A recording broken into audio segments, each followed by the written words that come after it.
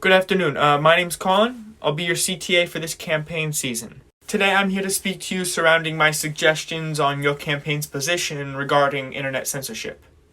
My suggestion would be that your campaign advocate for unrestricted internet access and publication both globally and domestically, assuming that all content is within the bounds of the law. My recommendation regarding a statement that your campaign can make would be this.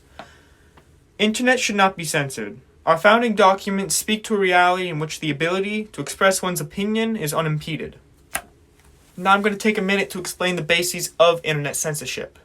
Typically, when an individual seeks access to a website, their computer sends a DNS system request. This is essentially the computer asking for the IP address or the internet protocol of a specific website.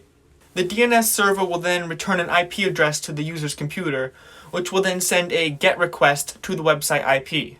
This is essentially the user's computer asking for the website. Now, this is all communicated through HTTP, or more technically speaking, Hypertext Transfer Protocol. This is essentially a language spoken between computers, specifically regarding IP addresses.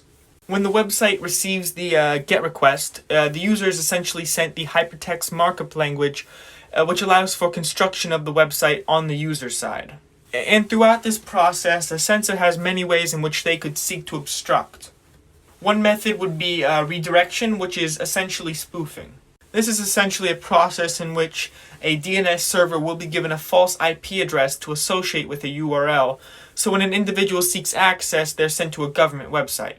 Another method would be where an individual accesses a DNS server and essentially clears it of the IP address associated with a website, so when an individual wants to access it, they have no IP address that they can receive in order to access it.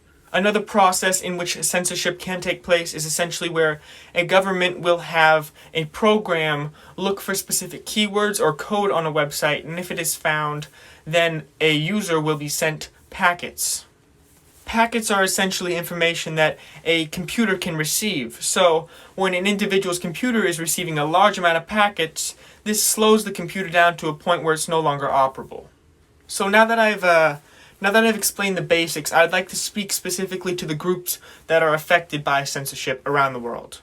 Firstly, we have political groups, such as, for example, China. Within China, they will often seek to put down opinions, those of which are at odds with that of the party.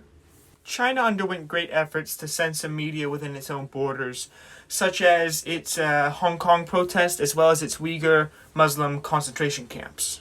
Examples of religious censorship would have to be, again, the Uyghur Muslims in China and Iran. They are being persecuted, and state media is simply not allowing for any information regarding it to be published within its own borders. And finally, I would like to speak to the average internet user. Authoritarian countries will quite often block all internet access to their citizens. An example of which I would assume you'd be familiar with would be North Korea.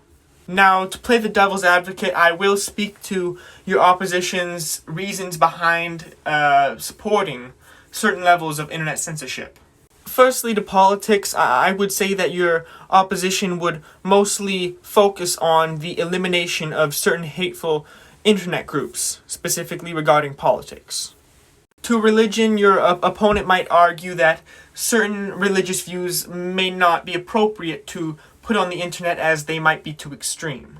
To the average person, they might argue that it is not the interest of the average person to view radical ideology.